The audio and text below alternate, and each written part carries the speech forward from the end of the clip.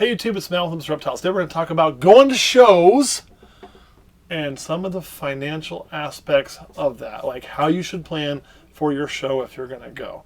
So let's look at this, man. One thing we're going to start with, to kind of set it up as my camera guy coughs, we are so professional here. We're not even going to cut that. We're just going to fucking roll with it. Is let's talk about show finances. If you go to a show and you come home like this, and you may be thinking, hey man, I did all right. Look at that, I got fucking cash. Yeah, that's good. But then you forget about, he has a nice meal, right, for 2 days. You had to stay a few days in the hotel. You had to pay for your show tables. You know, you, had to put gas in the car, right? Look what happened. Now we're down to here. So what we're going to talk about today is how we set up for shows, how we budget, and how we plan exactly to put this cash back up. It was, after all, just a prop. Don't want to forget that. There we go. Here's something you can always tell, guys. You can tell an old farmer or an old country boy if he keeps his money folded up because he's going to have the small bills on the outside. Because we ain't trying to say, oh, look at me. Somebody who's trying to flash cash and look important folds it like this, right? I don't care. I always put the small bill on the outside. Less chance of me getting robbing me, seeing me pull out a bunch of fives and the ones and shit. Let's put that back in there. All right.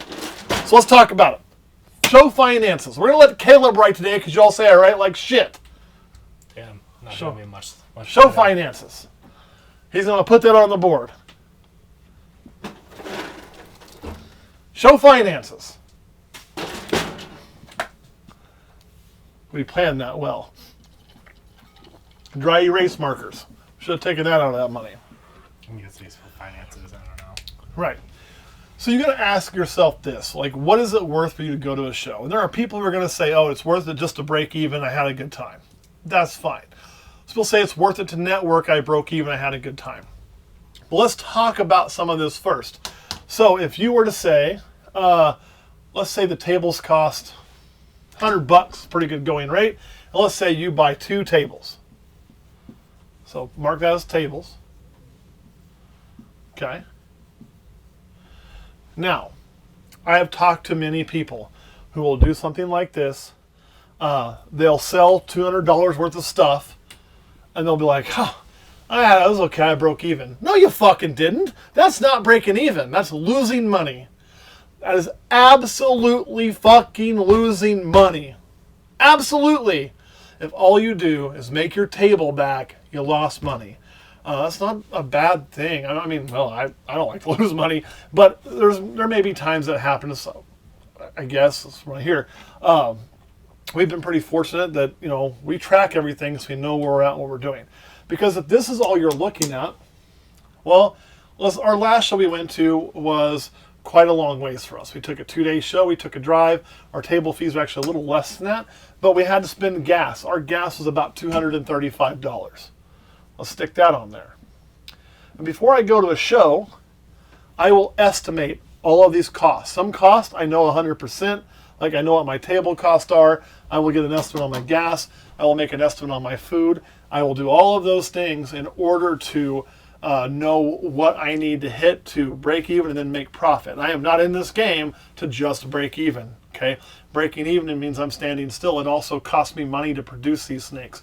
It costs me electricity. It costs me rat food. It costs me water bills. It costs me those things to make them. Therefore, if I'm just breaking even on all my expenses, I'm actually losing. That's not what I'm here to do. So the next thing on top of that is have their gas or tables. You're going to have to eat while you're there. And yes, that is an expense you should account for. Should I get at home? Our food bill, we kind of had steak one night, and then we had McDonald's one day, and we used a Sonic gift card that was gifted to us one day. So it was about $101, $102 total, after tips and everything. We took our own drinks, we took our own snacks, so we weren't buying that stupid shit in a convenience store, And that actually isn't in here. I mean, there's probably about $8 or $9 for that crap. On top of that, too, we had to get a hotel room. The hotel room was $105 because I had some points to make it cheaper. Oh, yeah. So, this is a rough look at what the show cost us. If we want to get really, we can put that at 180 if you want to, because that would be more accurate. Why don't we do this exact while we're at it? Is that 180? 180, yes.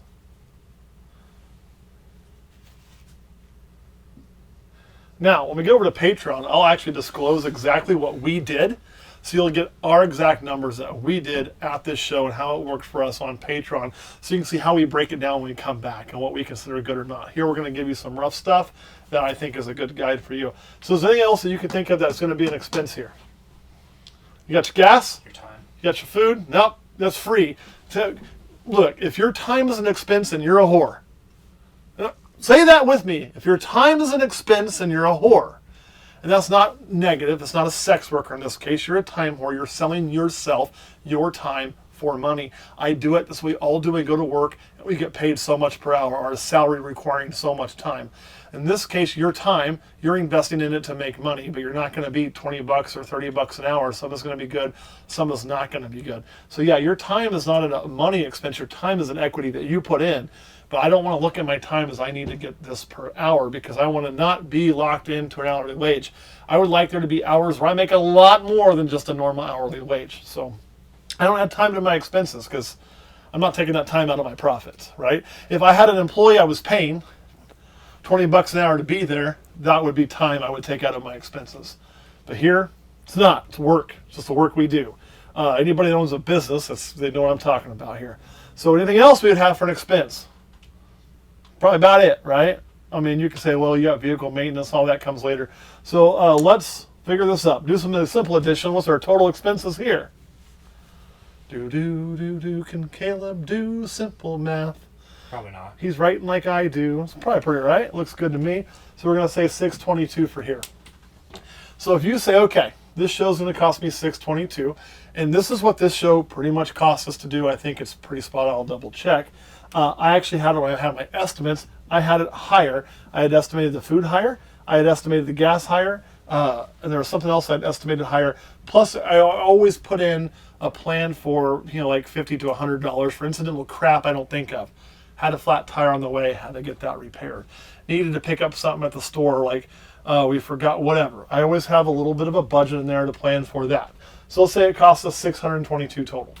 So here's the point where you have to ask yourself, this will also help you select which shows you want to go to, because you can get this gas down. Like if we did a show in Kansas City, I'd probably have the same table fee. My gas would be about $50. I wouldn't need a hotel, and I'd only need one meal. So for me, if I went to a Kansas City show, let's go ahead and write that over here, put semi-local show, this will show you kind of a difference.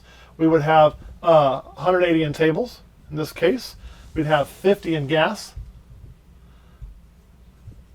Let's say 50 in food, because we're going to eat cheap, so we're going to want to get home. We're not going to want to go out and eat a nice meal. We'll do that later on. And that would be it. So what's my total there?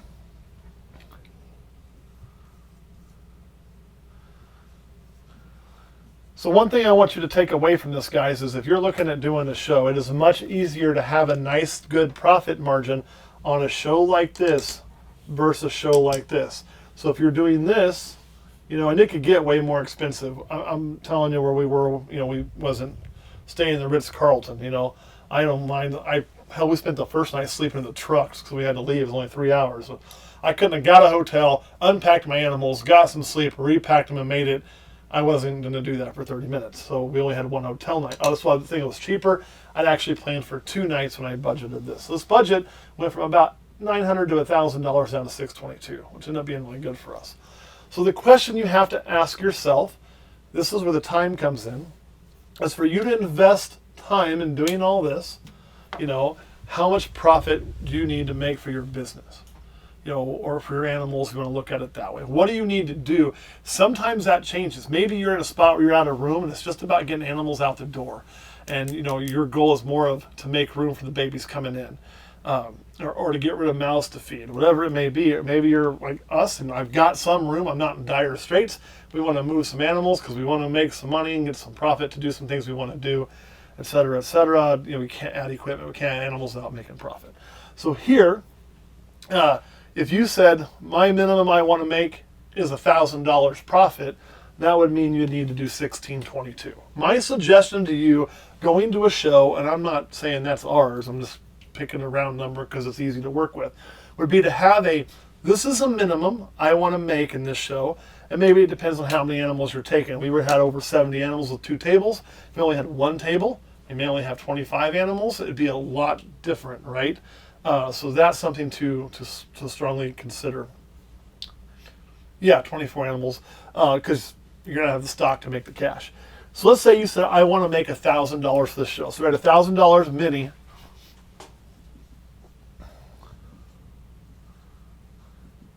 And then let's say you're like, man, if I did 2,000, that'd be a good show. So 2,000 good. Again, these are just basic numbers I'm pulling out of my ass. And let's say 3,000 would be amazing. Fucking amazing.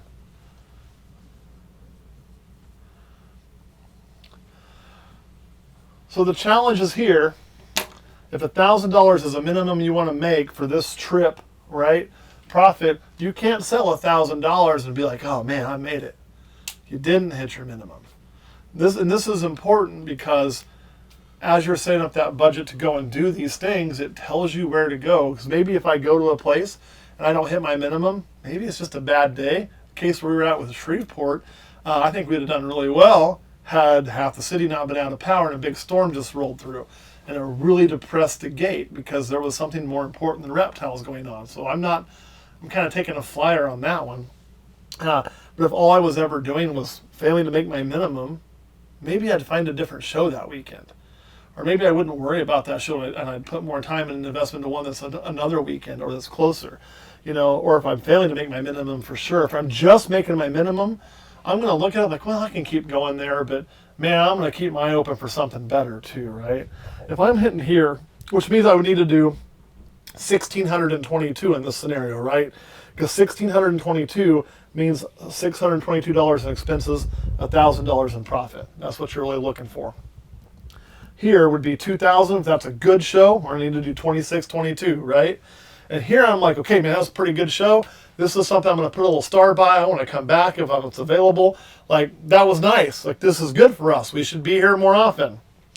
If we're sitting here doing this, and it's in this amazing category or not us, for you in this hypothetical situation, you have to do 3,622. Man, holy shit. We need to clear our calendar, boys. We're going there every year. Like, make sure you don't have shit planned that fucking weekend, because that's what the fuck we're doing. That's what that is there.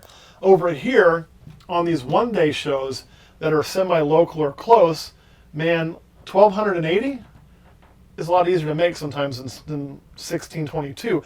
Also, if I'm just hitting my minimum here, I'm more likely to continue to go to that. Why? I have to invest a shit ton of driving, multiple days' time, a lot more effort here than I do here. Here, we pack it up on on Saturday, we wake up Sunday morning, we drive down there, we drive home, and I sleep in my own bed.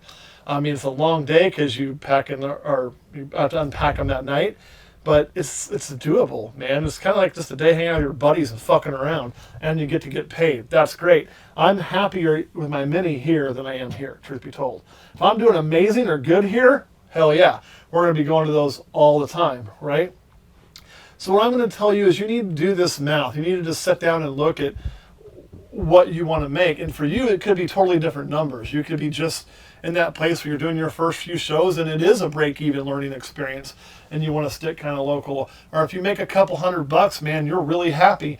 Or it could be that you're an installation bigger than mine and you're like, holy crap, if I went there and only made $2,000, I'm pissed off. And maybe you need to do 12,000 a show to make it worthwhile. I don't know. You got to set that for yourself. But like I say, I'll share what mine are currently on Patreon and how often we tend to do that kind of thing. But this is something that you need to do. You need to have that budget. This is what running a business is. Running a business is not going to a show, willy-ass fucking nilly, and, oh, I sold $1,000, I made $1,000. I've seen people operate that way. It fails. You can't do that with a brick and mortar. You can't do that with an online business. You just can't. If you're selling products, you got to take your product cost out of there. If you sell $1,000 in products, and those products cost you $600, you only made $400. If the show cost you $622, Well, you lost $222, right? So those have to be included in your expenses to take that shit to the show.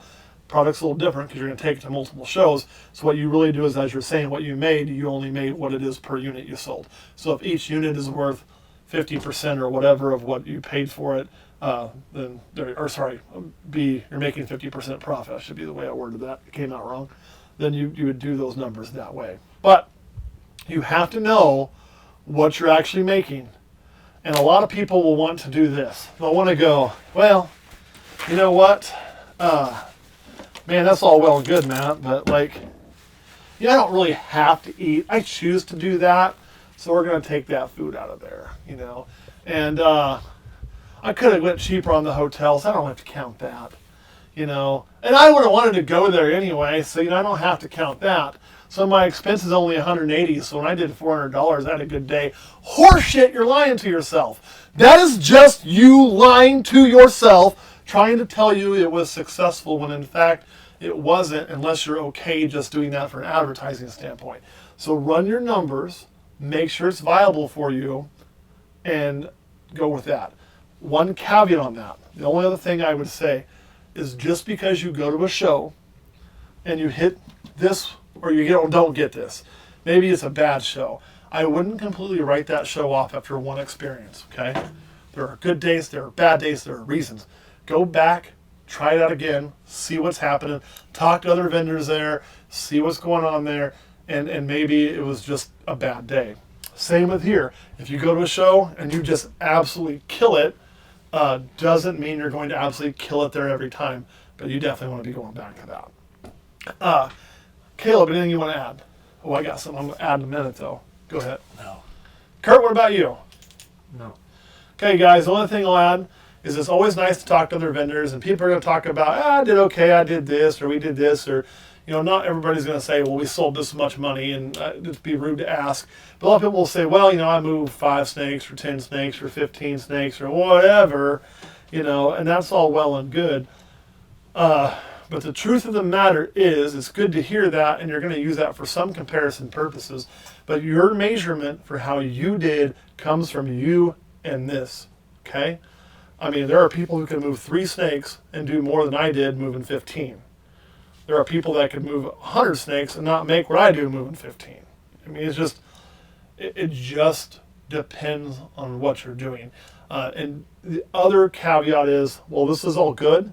Don't get so locked into this that you have to do it and make bad decisions with your stock in order to do it. What I mean is a vulture sale, what I call a vulture sale, and vulture sales aren't bad all the time, but it's when somebody in their vultures, they will come up at the end of the show, and part of their business that they run is they'll buy stock from others to then resell. They'll probably keep it. Some of them will keep it. The good ones will keep it for a while, make sure it's healthy, make sure it's doing good. Some are going to just put it on the table 2 days later, but most of them are going to keep it.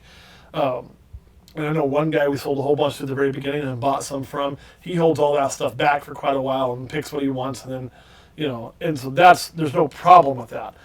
He also was very first, and it was a good price on both sides of the fence. But the vultures are going to come up at the end. You'll see them walking around, checking every table, and they're going to try to offer you money for a chunk of your snakes. Like, I want all these, and they're going to offer you this. Their offer is going to be really low. Has to be, because they want to resell that for a profit, right? They can't resell it for a profit if they're paying you full price. Is selling to one of those people bad? No. Is what they're doing bad? Not necessarily. It's not, as long as they're doing it ethically and properly. But you're going to lose money selling to them. When it's okay is, if you're, well, this is the last show I'm going to go to. I don't have enough. I sold so much to go to another show, so I can get rid of this now. Okay, I get that. But if you're selling to them just because you're trying to hit a number, don't do that. It is better to set on those, take them to another show if you're able to, if you have full stock, and get that same money they were going to get instead of letting them make all the profit. That's a decision you have to make. So don't chase a number so hard you make bad decisions. That's my only caveat. All right, anything else, Caleb? Nope. Kurt? All right, we're going to go to Patreon and share exactly what we do.